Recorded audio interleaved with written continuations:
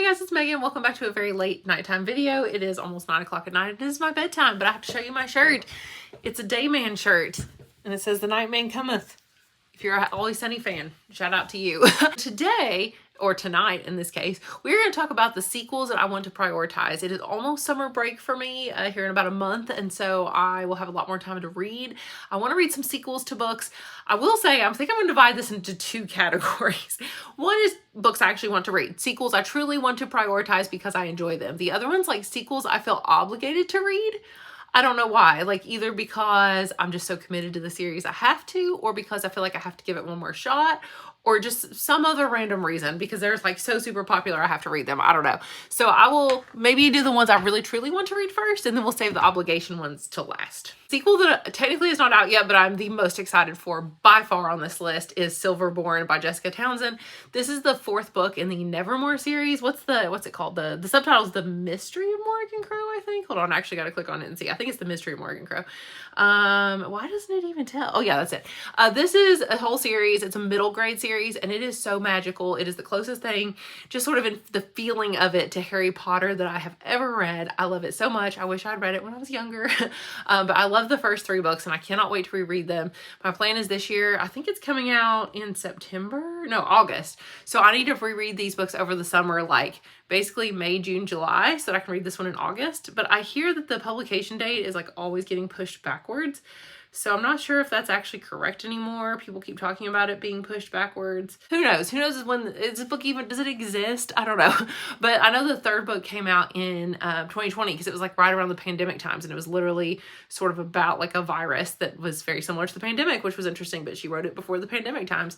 Anyway, enough about that book, but it's amazing. You should read the Morrigan Crow series. The first one's just called Nevermore. It's so super good. Okay, another sequel that I want to prioritize, but there's sort of a caveat with it, is Extraordinary, which is the 1.5 book by V.E. Schwab. It is in the middle of Vicious and Vengeful, which I happen to have right here. I have Extraordinary. It's upstairs. I just can't be bothered to go upstairs to go get it. But I have Vicious and Vengeful, and here's the problem. I have to read Vicious again first before I can read Extraordinary, because literally it takes place between these two books. And although I remember quite a bit about the book, I really, really want to read it again. I liked Vicious better than Vengeful, although I really, really enjoyed both of them. I will say Vicious is now one of my favorite books of all time ever. I still think about this book all the time, and I cannot wait to read the book that's kind of in the middle of the two, because I know it's going to have some of my favorite characters, like Victor Vale, who is amazing. I love all the characters in the series, honestly.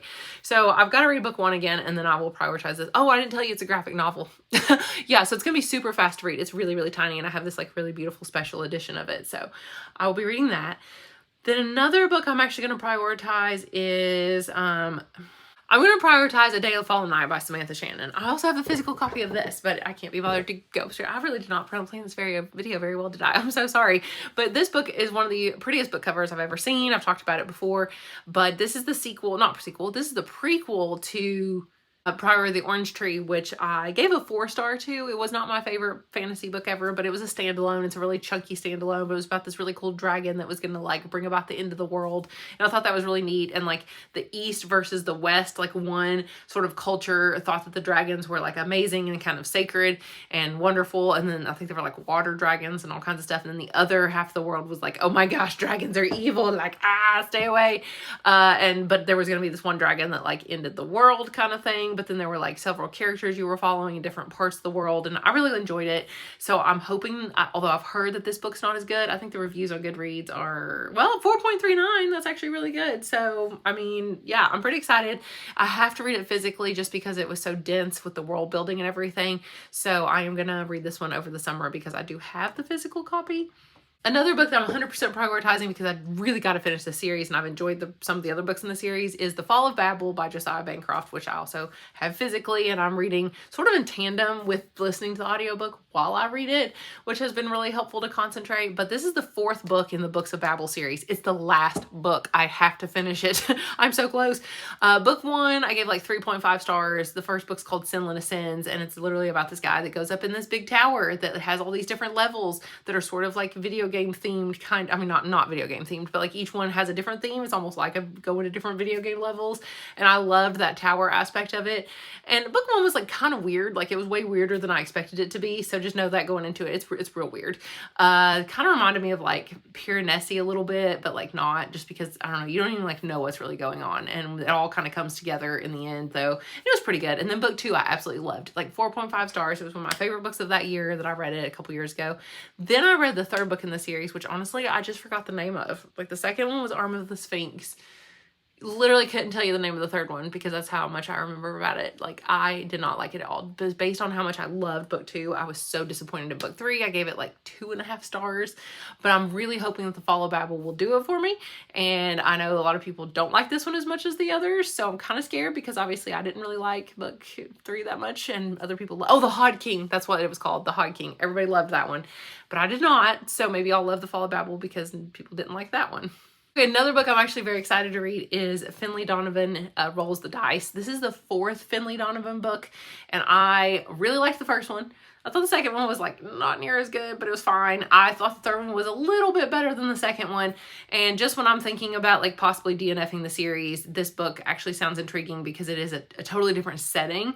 I think they do go to Vegas in it, right? I don't know. I know it's like a road trip and they go somewhere else. And I feel like maybe just having a change of pace in a different setting. Whereas, Atlantic City, sorry, not Vegas, Atlantic City.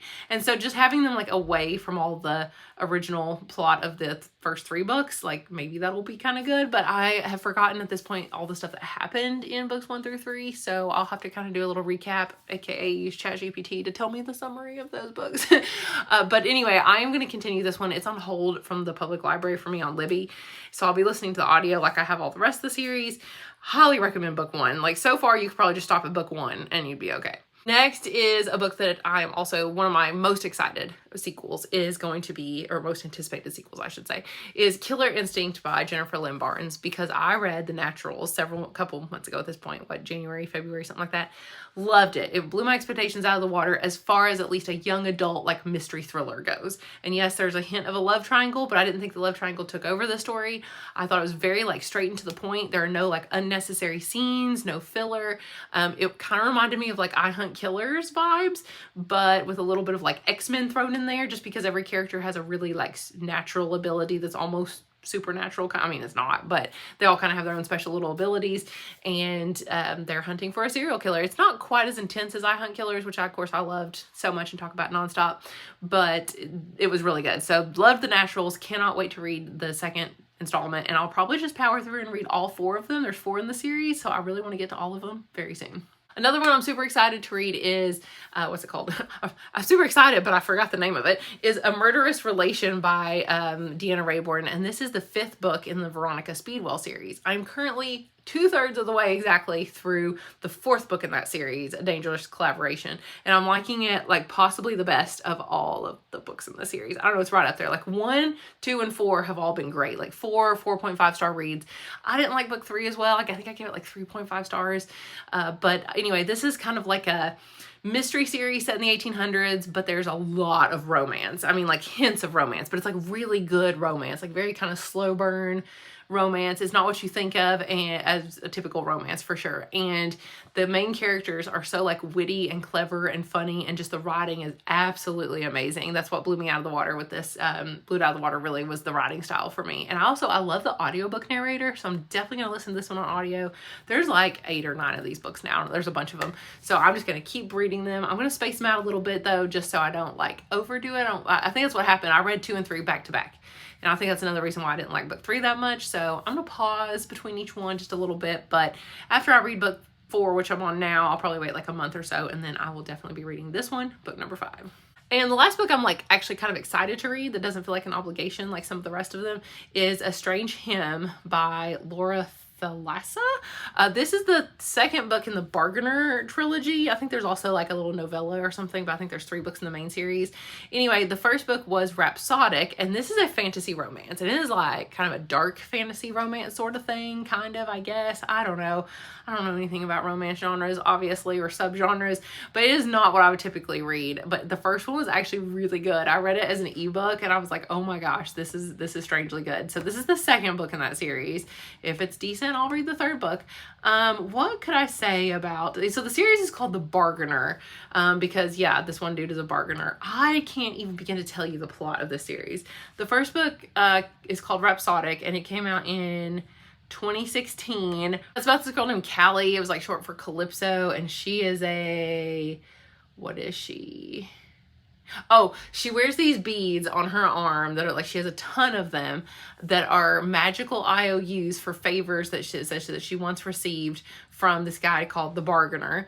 And it says only death or repayment will fulfill her obligations. Everyone knows that if you need a favor, you go to the Bargainer to make it happen. He's the man who can get you anything you want at a price. And everyone knows that sooner or later he always collects. But for Callie, he's never asked for repayment. Not until now. When Callie finds the Bargainer in her room, a grin on his lips and a twinkle in his eye, she knows things are about to change. At first, it's admitting a truth, a single bead's worth, acknowledging the attraction between them. But the Bargainer is after more than just rekindling their connection. Something is happening in the other world. And I really liked all this like lore. Like I want more about the world building, honestly. It says Fae warriors are going missing one by one. It's set in the real world, but then there is this other like fairy world too. And only the women are returned, each in a glass casket, a child clutched to her breast. For the Bargainer to save his people, he'll need the help of the Siren. Oh, that's right. The main character is a Siren. He spurned long ago if she can forgive him. And it's listed as new adult as the category and fantasy romance and paranormal romance. And anyway, I really enjoyed it and I'm definitely going to read the sequel. Okay, so the rest of those books on this list, we will just go through very quickly because they are more like obligation reads. Not so much obligation as I'm not as prioritizing these. I know they're in this priority video because I guess I just want to mention them, but they're like books that I kind of like the first one. I'm like, I should probably continue it. And those books are Revenge of the Mantis, which is number 3 in the Society for Paranormals by Farid Esani. And I really liked it because it reminded me, it was like set in Africa, and it's kind of like the Vicky Bliss series, which I like a lot, like the Elizabeth Peters books. It kind of also reminds me of the Veronica Speedwell series, but maybe not as good. So I enjoyed it. Another one would be House of Roots and Ruin, which I don't know why I'm not excited about reading because I really liked House of Salt and Sorrows, which is the first book in the series by Erin A. Craig. And I was shocked how much I liked it because it was young adult. It was sort of like fantasy, paranormal, or fantasy, romance, horror, mystery. It was a little bit of everything. And that's why I think I really enjoyed it. It was not at all what I expected, but it didn't need a sequel. Like, why is there a sequel? So eventually I'll read this. It keeps coming on Libby for me. Like I keep getting the hold in and I'm like, postpone. Like I put it off like every single time. I've been doing that for like a month now. One day I'll read it. Another one is, oh gosh, I don't even want to say it. Queen of Shadows in the Throne of Glass series. Book 1 of Throne of Glass, I was like, it's fine. I gave it like 3.5 stars. I thought it was maybe better than average. Book 2 in the Throne of Glass series, I actually really enjoyed. It was so fast paced. I had no idea what was going to happen next. I thought, ooh, I see why people like this series. I'm going to give this book 4 stars. Then I read book 3. I was bored to tears. I did not like it at all. Didn't really like any of the 3 main characters' points of views at this point. And I was like, if I can't even root for any of them, why am I even reading this book? Now, people tell me that the rest of the series is kind of similar, honestly, that they're like, yeah, the pacing is kind of similar more to book 3.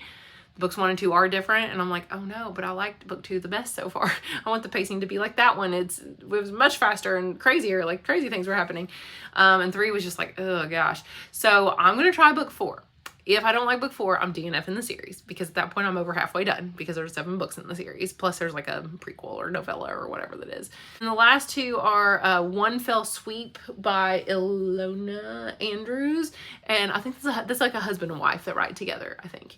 Don't quote me. Pretty sure. This is the 3rd of the Innkeeper Chronicles series, which sounds really fun. And it's also kind of like sci-fi. It's fantasy and sort of sci-fi at the same time, which is cool because there's like vampires and werewolves and stuff, but they're actually aliens from outer space. So, and she's like this magical innkeeper that has this like magic broom. And book 1 I thought was really kind of like whimsical and clever. And it was kind of the start of this cool world building that I thought could be fun in the rest of the series. But then book 2 was just more like literally every other line was like her saying, we have to be neutral. This inn must be neutral. My goal is to keep the peace, so we must be neutral. It repeated that just over and over and over to the point that I was like, oh my gosh, just do something interesting. Like she was just boring. So I don't know. I'm going to try book 3 just because it literally has 4.45 stars on Goodreads, which I guess I need to see out of how many though. Like, is it out of like 10 reviews? I mean, there's probably more. Oh, 31,000. Okay. 4.45 stars out of 31,000 reviews and 2,299 ratings. There we go. So I guess I'll try this. See if I like book 3, I'll keep going. If I don't like book 3, I'll DNF the series. So that's, I'm seeing a trend here. A lot of these are like, I'll stop at the end of the, if I don't like this one, I'll stop the series. And the final sequel I kind of want to prioritize. I say kind of because I didn't expect there to be a sequel to this one either. I just don't know if it needed one. Is This Is Not the Real World by Anna Carey. And you've probably never heard of this book because I had never heard of this book. Didn't know it even existed. It literally has a 3.5 review on Goodreads. And this book is, I can't even tell you what the first book is like, but the first book is called This Is Not the Jess Show, and it's like a young adult mystery. I say know nothing about the first one. It's sort of like sci-fi, dystopian, thriller, mystery. It's fun. It's really short. I just don't even want to say anything. I'm not even sure what they tell you about the first one in the plot synopsis. It's really similar to like an old popular movie. It's kind of the same premise that I just don't want to spoil. But anyway, This Is Not the Jess Show was really good. Like, it blew my expectations out of the water for a young adult, like, mystery kind of sci-fi book.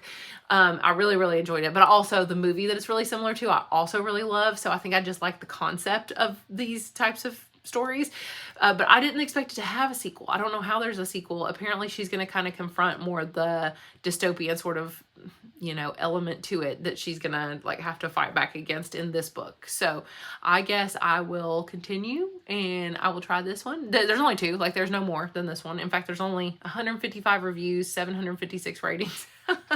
Apparently other people don't know it's a book either. It just came out in 2022. I think the other one's several years older.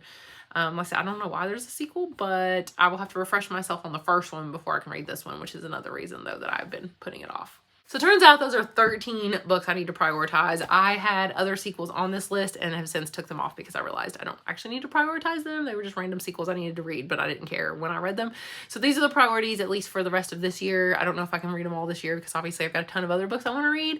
I'm only reading about 4 books a month this year, so will I get to 13 sequels? I don't know. We'll see, especially because some of them hinge upon me either reading summaries of the, you know, first books in the series because I've forgotten, or like with Vicious, I have to actually go back and reread that book because I really, really want to anyway.